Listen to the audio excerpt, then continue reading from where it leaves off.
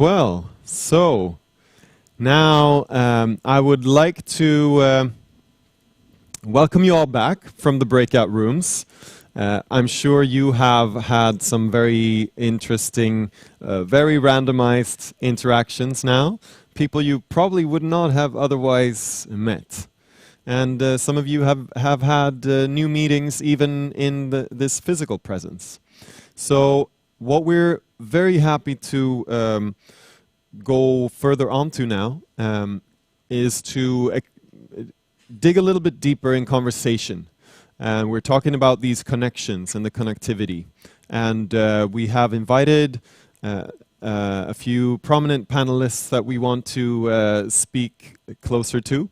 And under the theme of this panel, which is 2020, Decade of Action from Urgency to Delivery.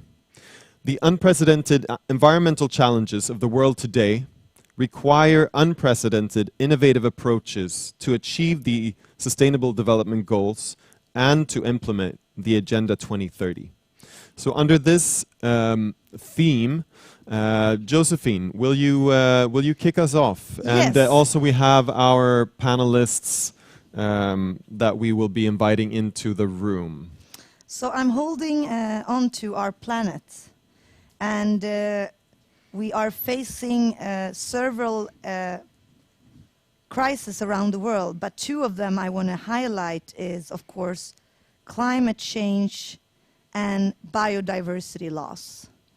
When we talk about the 2030 agenda, we are addressing three perspectives on sustainable development: environmental sustainability, economic sustainability, and social sustainability. The reality is that environmental sustainability and the planetary boundaries that surrounds and exists within our planet is the foundation for all of this.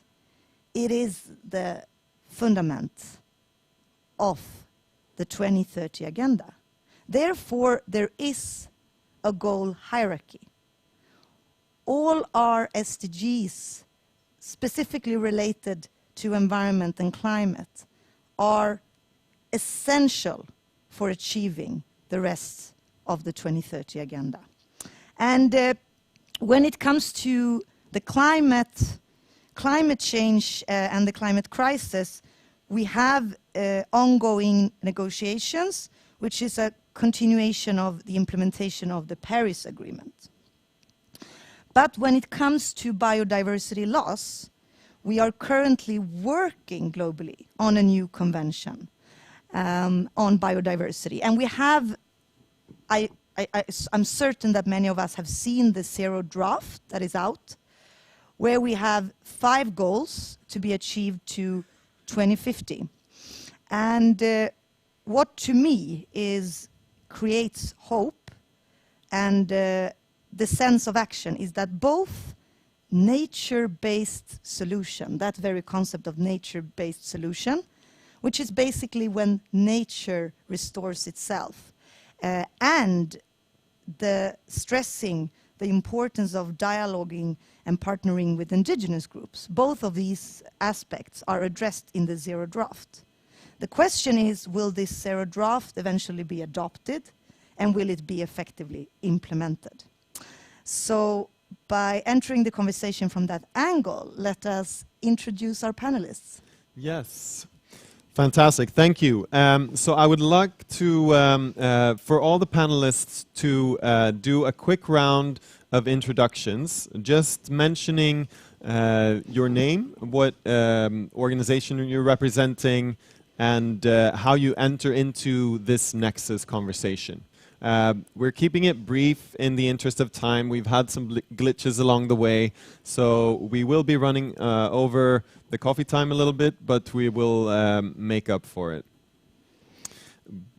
Okay, so Maria Rydlund, would you please introduce yourself to begin with?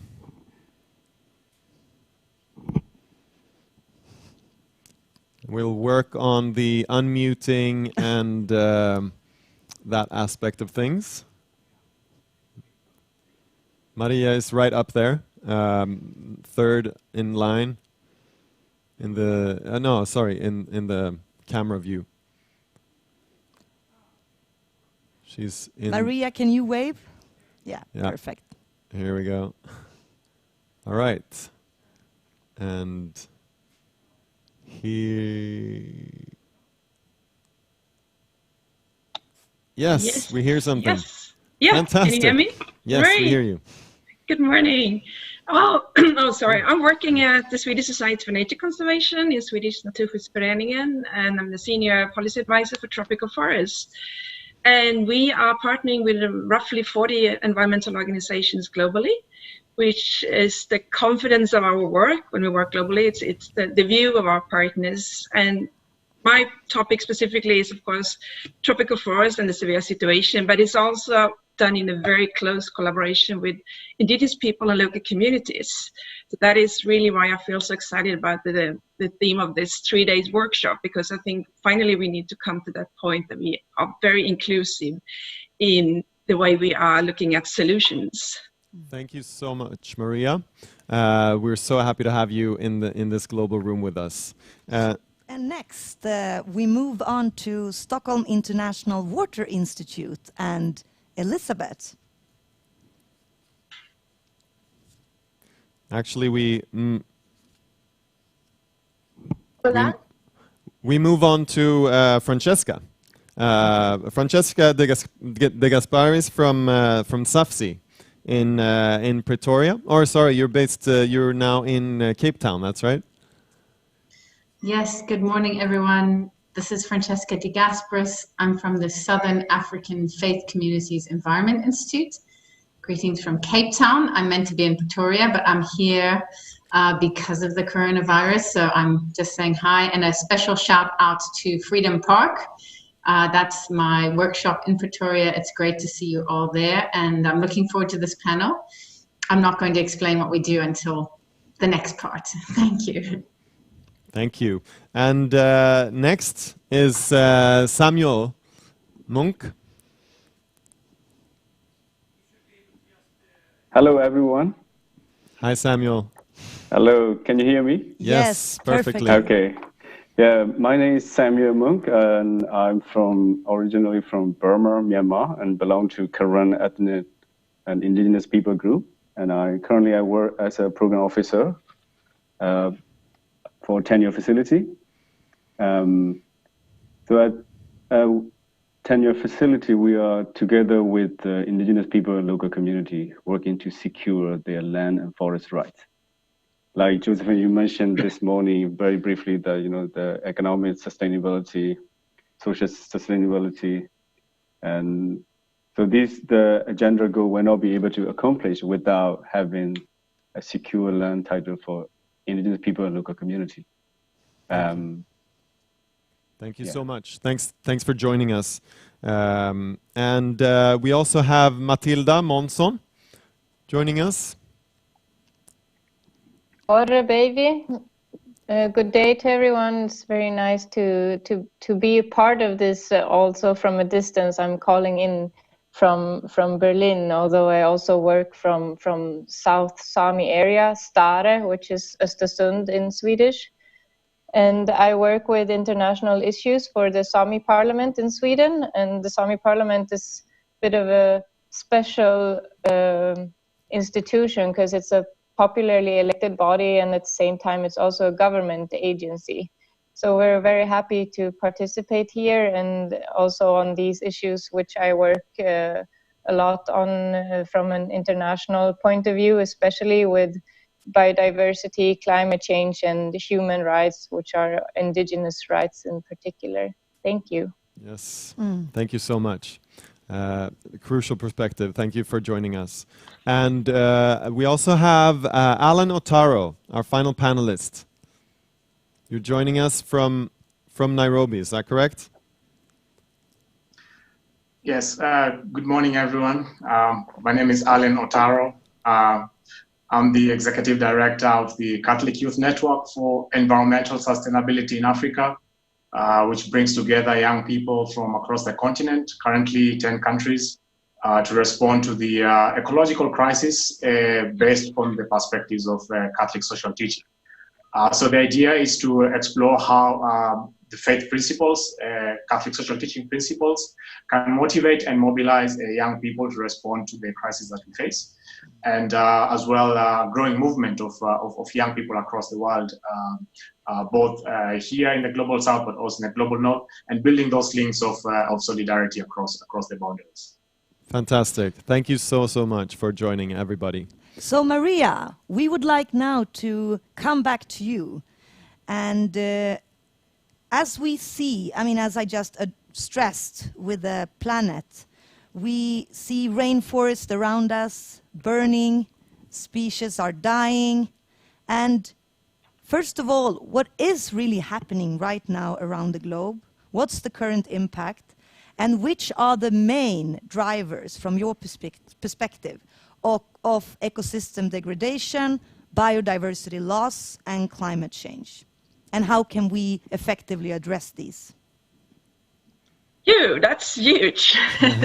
So let's start to simplify it. Well, simply, we are going beyond the planetary boundaries. We can all see that. We can see that in terms of the extinction of species, but we can also see it in terms of our own health and our own well-being, because that is so interlinked, as we've been discussing before.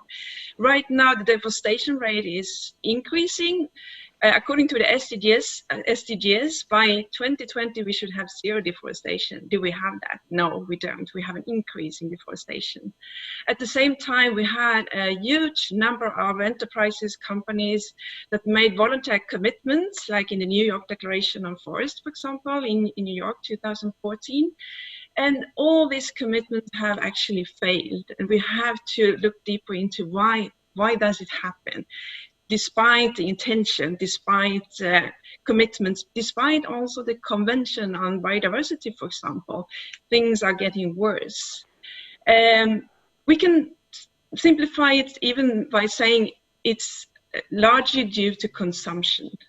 What we ask for are in a way which is not sustainable, and also in an amount which is going, as I was saying, far beyond the planetary boundaries.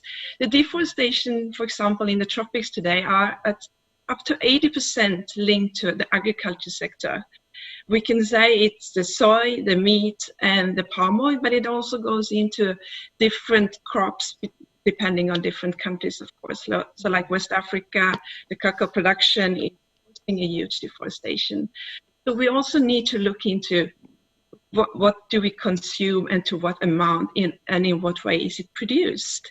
And what is also the driving force behind that? Government policies are enabling this type of consumption patterns. And then we have finance policies that actually enable it to be exported and entering new markets. And at the end of the line, we have people living next to the exploitation and the area where these production schemes are taking place. That is in these people's and local communities. But what is light in the end of the tunnel, I think we need to focus on that more than the problems, is that the fact that in these people, they consist less than 5% of the population of the globe, but still they protect 80% of the biodiversity. So we have a solution just on the table, but we have to acknowledge and respect and include people that are actually the custodians of biodiversity today, and specifically tropical forests. And I would also like to stress the fact that we should not single out certain areas, not see forest as something isolated, because even small patches of forest, we could be sacred forests, for example, are very valuable for the farmers living next by, pollination, water, microclimate, etc. So I think we have to have a holistic approach to how do we solve this.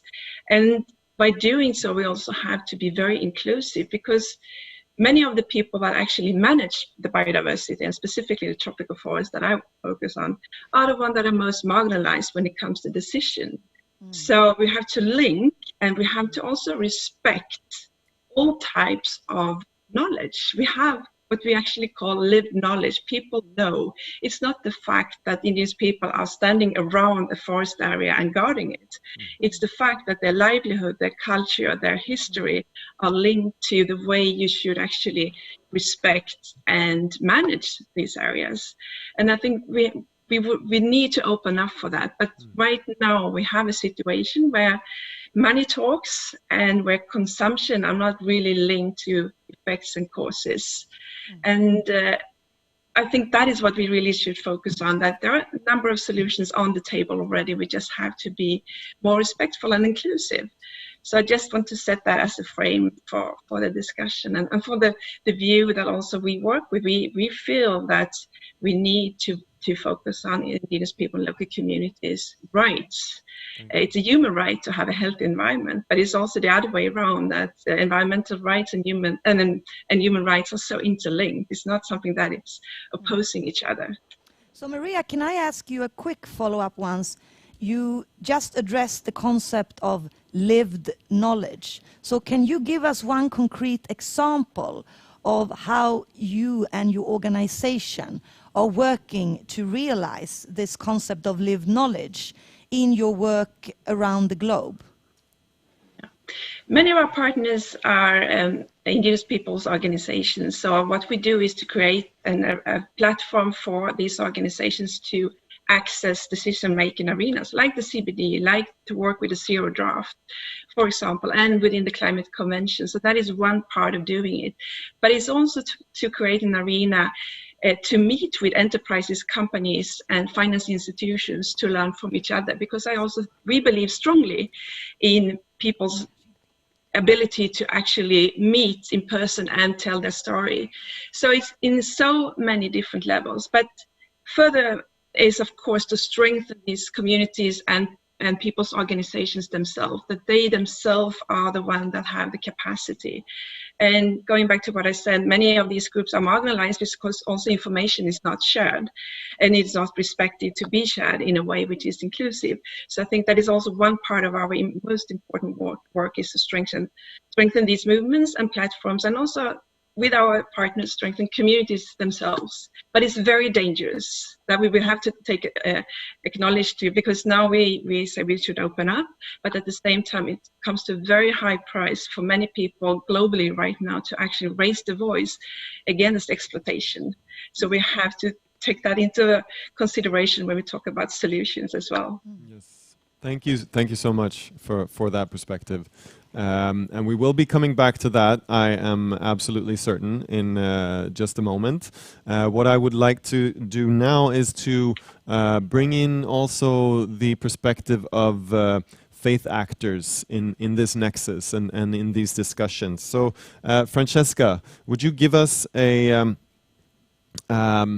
your perspective, a brief touch on what are the connections, as you see them, between the environment issues, environmental justice, and climate change issues, and faith actors, and how do faith leaders and actors react to this urgency, as you see it in the Southern Africa context, and from your knowledge in the area?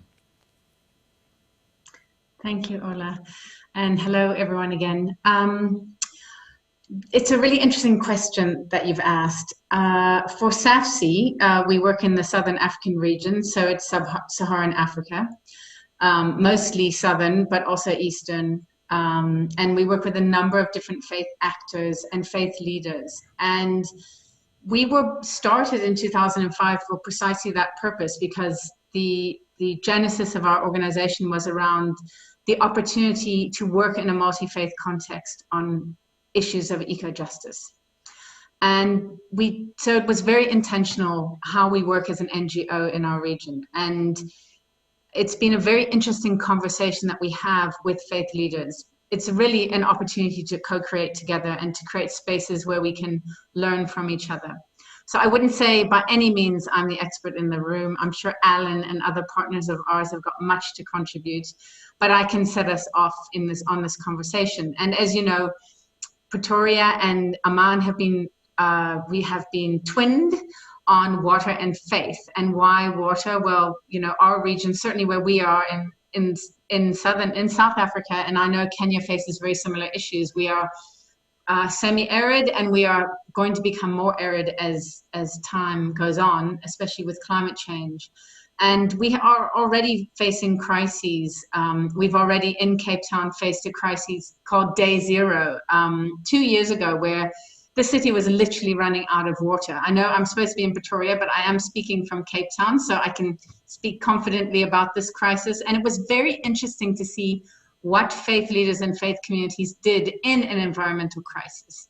Obviously, we've heard from Maria and others about the importance of faith actors in addressing the issues that we face collectively.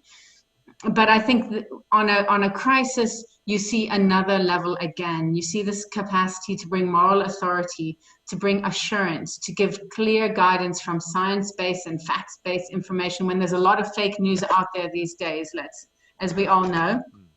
And we're facing that also with the coronavirus. So I see faith communities as playing a very important role to bring solidarity, to bring collaboration, and to increase the idea of a community mind. We've and many people have analysis of why society is where we find it, this individualistic thinking. When each of us are a community of different organisms, each of us in our bodies, we're not just one being. We're actually a community of many other species, bacteria, viruses, and even our mitochondria in our own cells are actually not of human origin. So we're not an individualistic species, and neither should we see ourselves like that. And I think there's a huge learning for us in moments like this, and for us to think of ourselves as being in community always. And what does that mean? Many of our faiths teach us about what does it mean to be in community, and that we are only as strong as those most vulnerable in our societies. And what does that mean when we are faced with crises like a water shortage, or when we're really trying to address issues like biodiversity?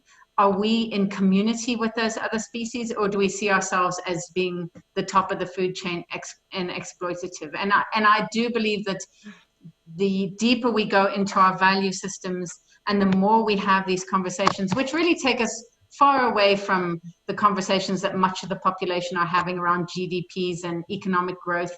When we talk about our values, we come up with a different kind of solution. And that's what we find when we talk to faith communities.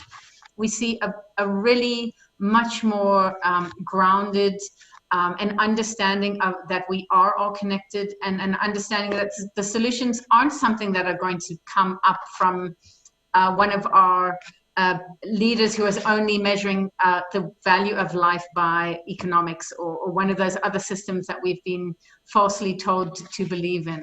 When we talk with faith leaders, we see there's another way, and poverty is not actually something that can only be measured by economics. It's actually a loss of biodiversity, a loss of access to clean drinking water, which is everyone's right.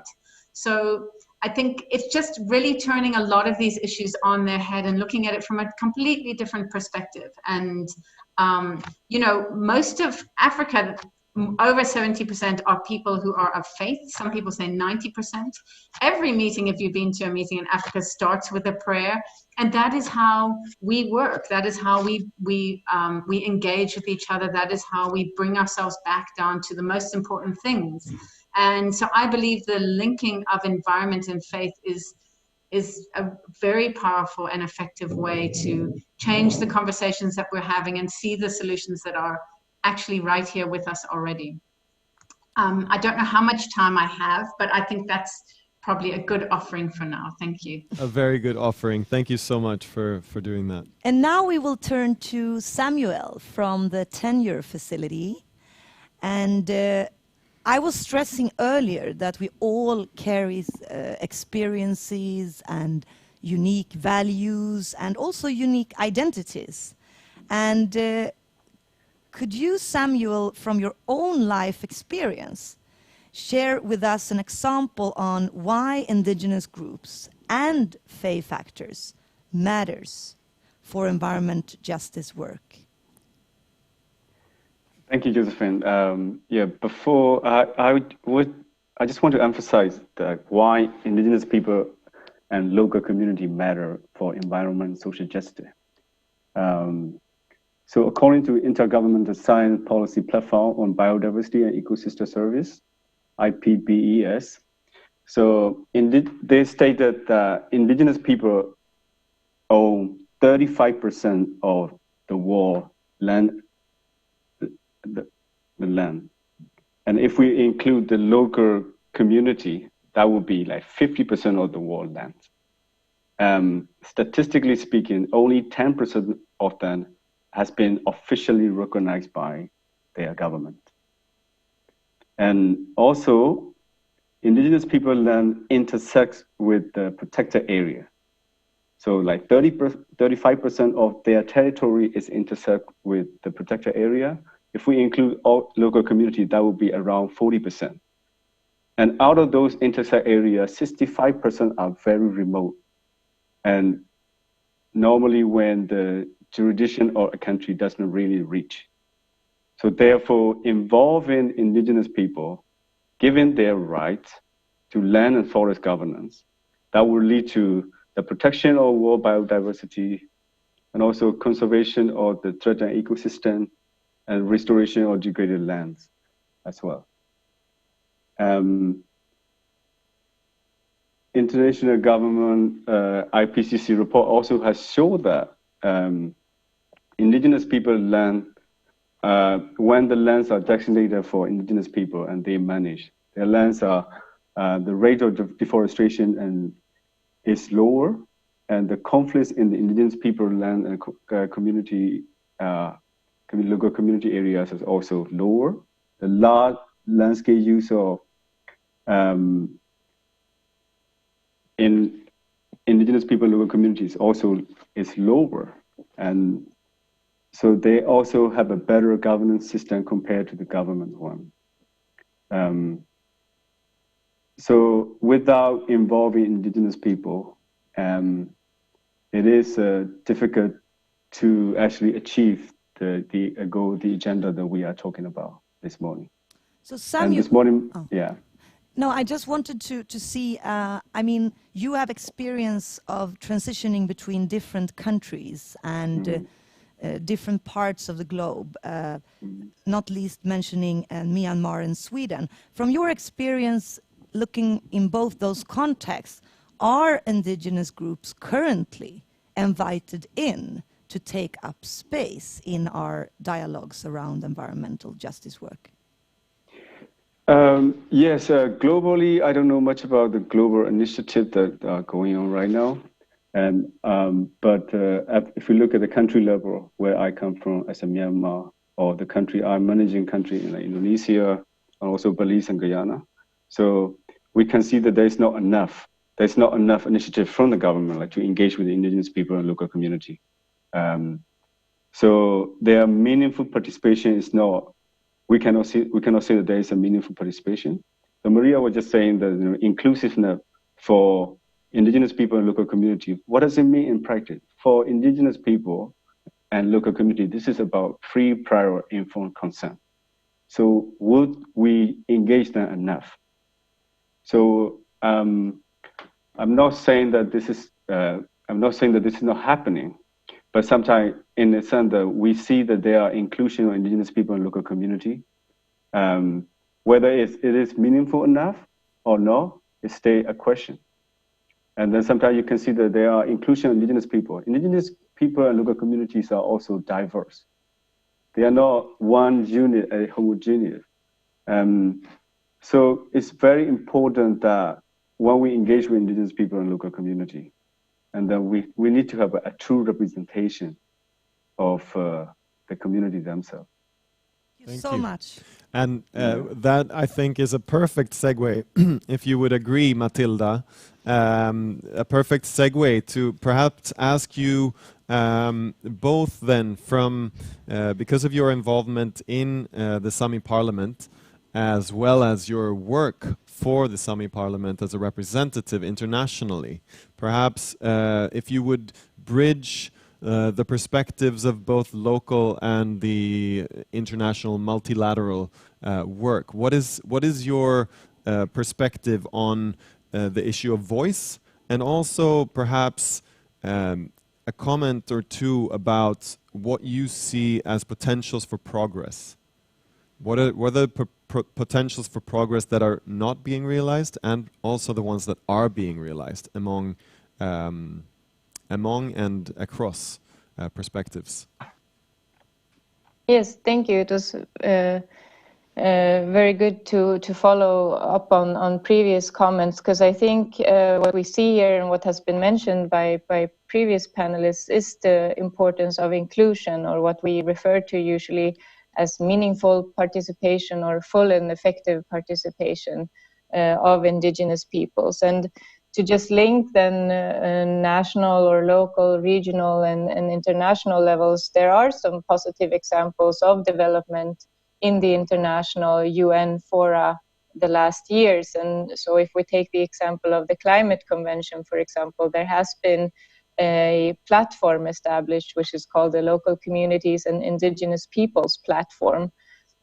And that is then a way to make indigenous peoples heard, to recognize the importance of the knowledge that indigenous peoples have, not only to mitigate climate change, but also in adaptation. And I think from a Swedish Sami perspective, we have focused a lot on the aspects of adaptation because things are happening so fast. But now we also have the possibility, also with implementing the Paris Agreement, for example, and updating national determined contributions and so on, to also have indigenous perspectives reflected, and also their knowledge and customs being used in also mitigating climate change. So we have examples for where indigenous peoples, for example, the way their cultural practices, and I know this has been mentioned as well, that I think it's important that we just don't talk about environmental issues, but we also recognize the interlinkages between, for example, nature and culture, and how these practices and the way people live, the traditional livelihoods, but also beliefs and ceremonies and practices also come into play and have an impact. So that is what this platform is hopefully supposed to do, to make sure that the decisions that are made on international level are informed by the best available knowledge, which also then includes indigenous knowledge. And in the Convention on Biodiversity, we have a similar fora where indigenous peoples are represented and are actively engaging in the negotiations towards the new biodiversity framework and strategic plan that hopefully will be adopted later on this year. And there we have a whole body dedicated to discussing traditional knowledge, and also to implement biodiversity measures in a way that respects rights of indigenous peoples, but also respects and recognizes their contributions. So I think that there are some positive examples, and these bodies can then also help with guidelines or policies to inform then decision making on national levels.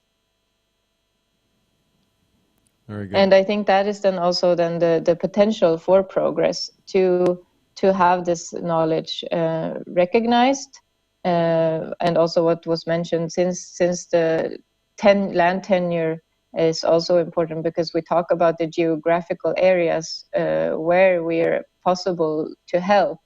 So, for example, there are indigenous peoples who have a special practice of using the soil in a way and producing a soil, and this soil then sequestrate CO2. So that is then a way, if you know about this knowledge and know that this practice is being upheld in a certain area, then if you allow for self-determination or allow for indigenous peoples to keep these practices.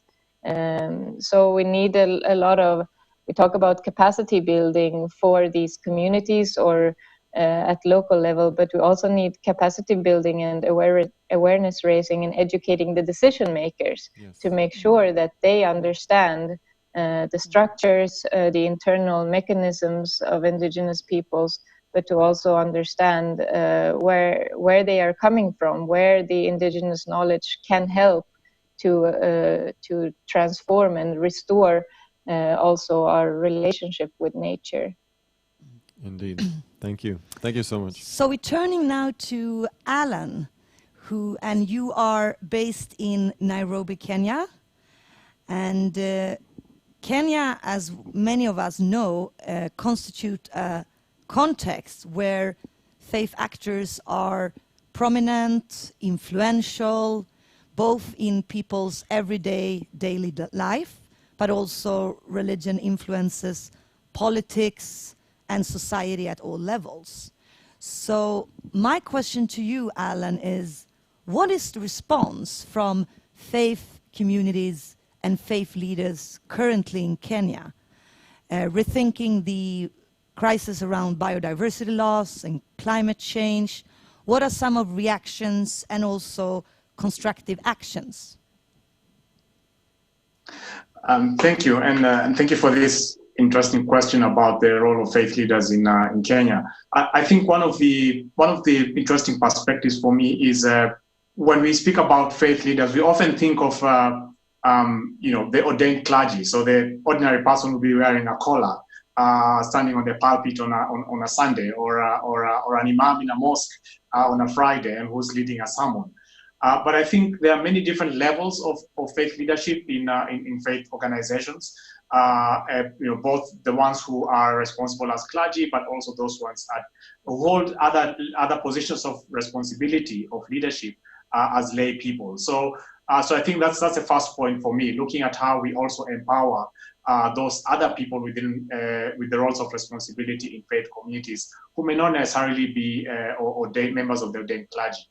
But in terms of those who actually are members of the ordained clergy, as Franscesca made a point earlier, and as also he had made in his introduction at the beginning of the session, is the need to really empower and provide the necessary tools and the necessary language for the faith leaders to be able to engage in a more constructive way with the rest of society.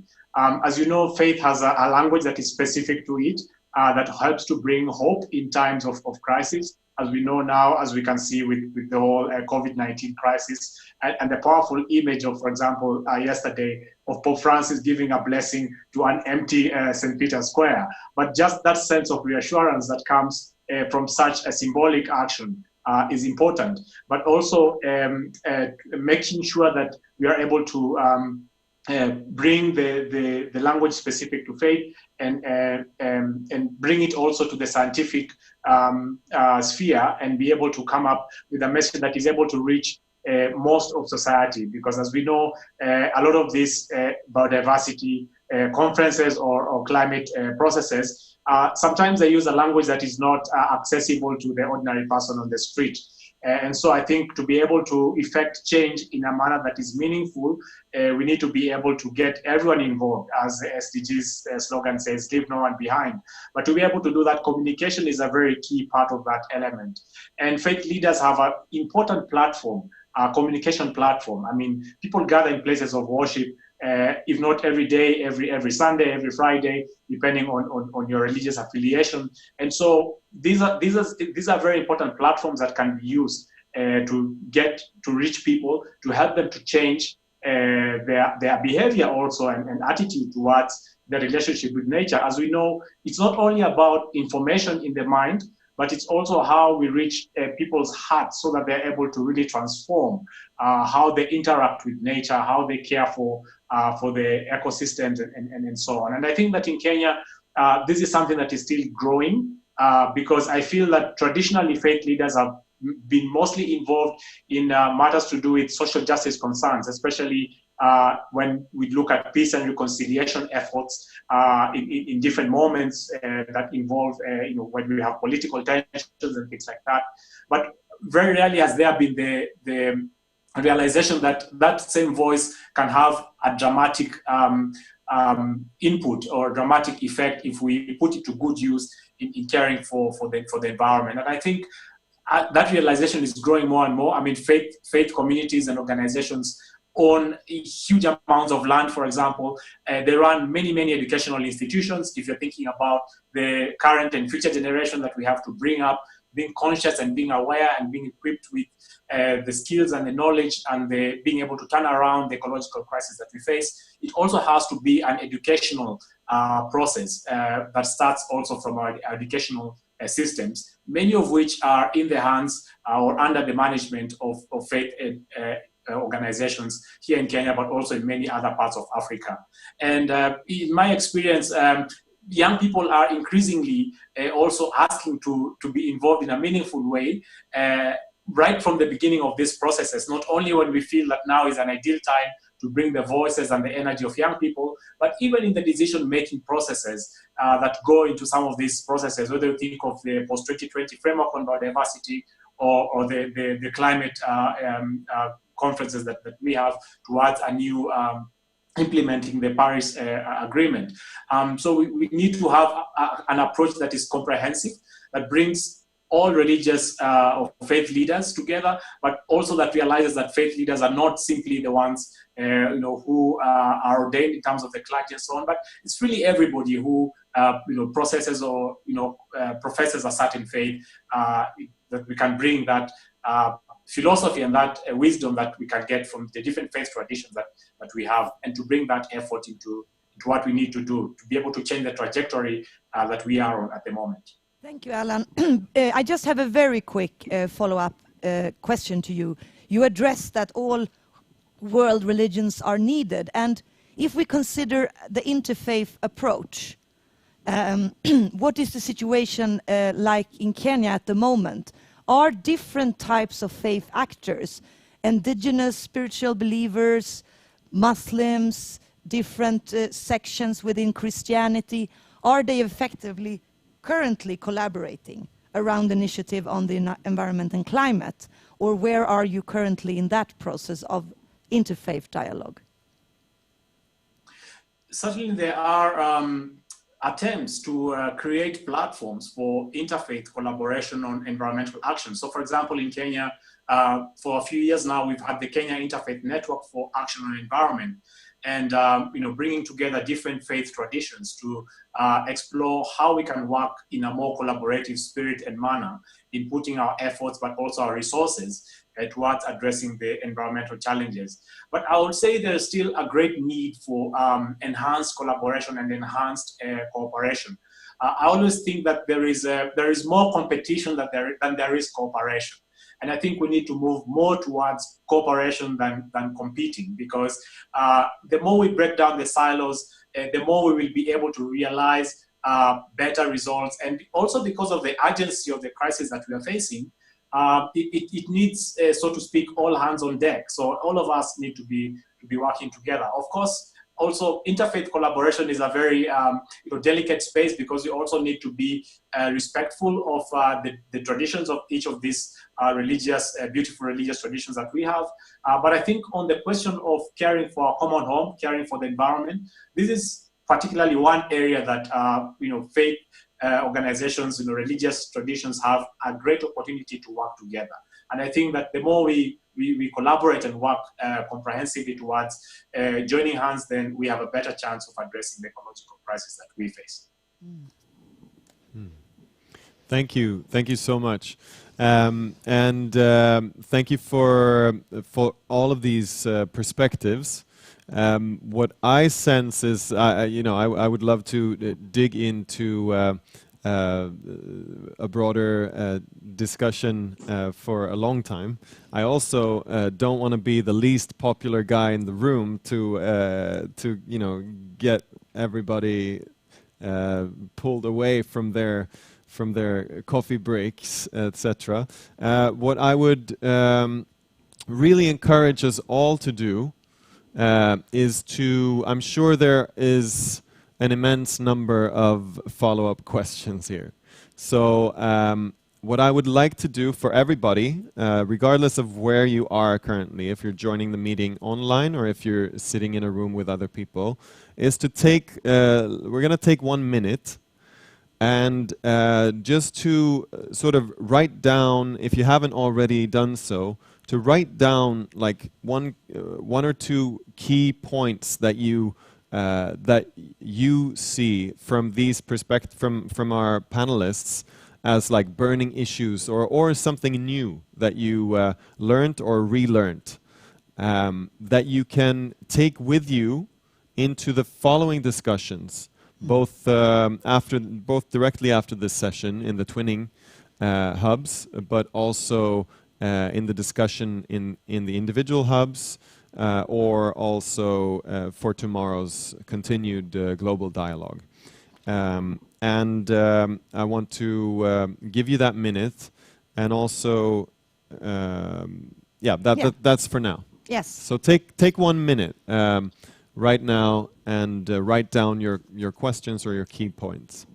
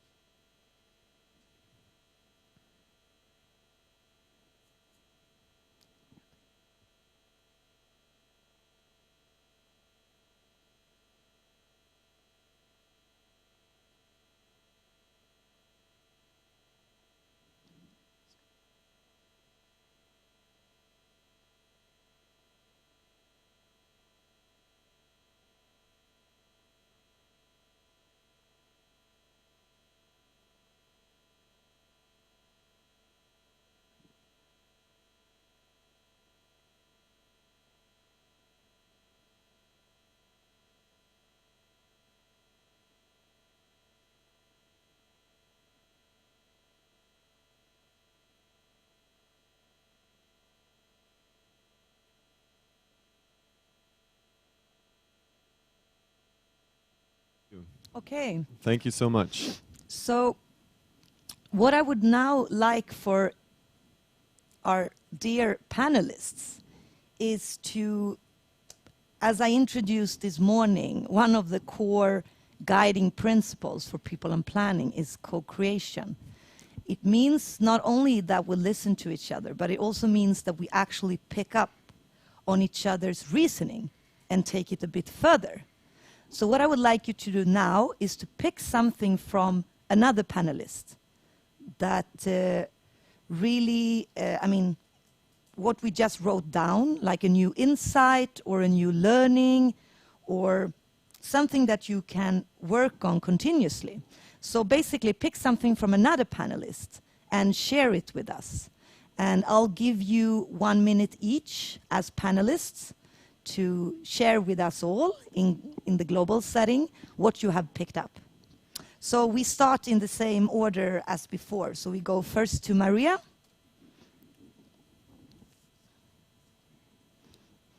Okay, here we go. I think what Sam was saying that, but I think it's interesting also that indigenous people is not a unity as itself. It is, of course, consists of so many different groups and intentions and desires and wishes. I still think that is a very interesting challenge. How do we come to common understanding? How do we gather the strength within these different types of groups and expectations? And I think that's a challenge what we have whatsoever in society, that we have different views and different solutions on achieving what we are intending to. So I would just put that on the table as a positive challenge. I'm not saying that I have an answer, but it's often discussed within my work as well when I meet indigenous people groups. And I also want to link that to the way we have to see it as something which is interlinked. It's culture, it's environment, it's biodiversity, it's climate, it's religious traditions, it's all together. You cannot single out something if we want to come to a solution within a nearby future. And I think that is also interesting, that was brought up also, I think, by some fact that there's so many different aspects, but it's all interlinked. Maybe also Matilda brought that up, of course. So maybe I'm taking two. No, thank you, Maria. Comments. And we go on to Franscesca. What are some of the insights you picked up on? I have to agree that I think there's a lot of coded wisdom in indigenous and faith knowledge. I mentioned this before, but I just think there's a lot of this you can see in practice. There's a lot of knowledge that sits there that can help us deal with the environmental issues we face. And I agree with Maria that it's not a separate issue, that it actually, the problem is when we separate, that we become siloed off and we don't see it as being one issue. And for us, that's why we work on eco-justice, because we believe it's an issue of justice, of dignity, human dignity, not just, and dignity of other species too, and of the land. So I think if we can see, bring back in those values, I think we will see a big difference in how we tackle the issues that we're trying to work on. So that's, and I think I heard strands of that through everyone's contributions. Thank you. Samuel, it's your turn to share some of your insights from the other panelists. Yes, thank you. I'll just quickly picking a point from Maria saying about inclusiveness. So it's quite important that we know that our societies are quite diverse, and then different organizations play different role in solving or in contributing to economic, social, or environment development of the society, whether it's a youth or faith-based organization. So how do we actually meaningfully engage, include a different part of society? Without involving everyone, indigenous people, local community, and also faith actor, faith organization, these are the foundation of society. Without meaningfully engage with them, and it will be very, very difficult for us to reach our goals. For that, particularly for indigenous people and local community, for them, it's like a free, prior, informed consent is the most foundation and the critical one. So whether if we are a project implementer or a donor or whoever, so if we were going to engage with a project or implement a project that where we carry out in indigenous people and local community area, please make sure that the free, prior, informed consent is meaningfully implemented. Thank you. Matilda. Yes, thank you. So I would like to pick up on something that Alan was mentioning about the importance of faith or spirituality or religion as it is a way that helps us go through life regardless what we are facing. So religion is a way of capturing the holistic perspective, and also that the underlying values, not just the symbolic ones, but also how it affects your decision making, or how it affects the way you approach things. I think that is very important, and that is something that can help us in dealing with these challenges that refers to both biodiversity loss or environmental changes, and also what Ola was mentioning in the beginning of this, how we talk to each other, to learn each other, how to listen, and to really be respectful that we come from different places, we have different experiences, but we can learn from each other. And I think that is something that really faith can help us with in facing these challenges and coming up with the best solutions. Keito.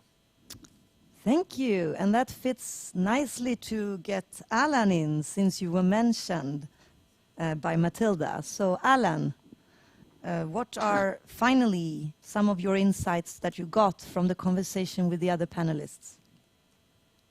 Yes, I think the fact that I go last means I can practically, get snippets from all of the other panelists. But I think what strikes me is how the concept of everything, how everything is connected. That we are not facing, as Pope Francis says in his encyclical letter on care for a common home, that we are not facing separate crises. We're not facing an economic crisis, a political crisis, and social crisis on one hand, but it's all connected. It's one crisis with different aspects to it, and that therefore we need to have an integral way of addressing the crisis if we are to be able to have success in actually tackling it. And I think each one of us, even as an individual, we have different aspects to our own personality. I mean, I sit here as a young person, but I also sit here as a person of faith.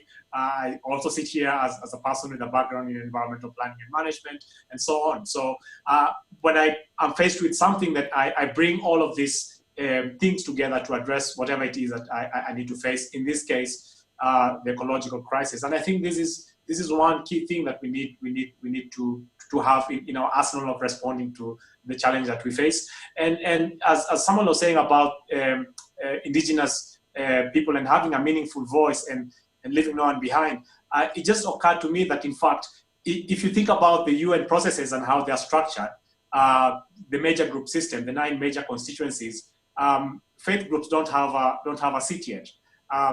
So they either have to contribute or make their contribution either as NGOs or as women major groups or one of the other 9 major groups. So there's still a gap that we need to address, that we need to keep on working together, to see how we have a holistic, as the word was used earlier, a holistic way of approaching the crisis.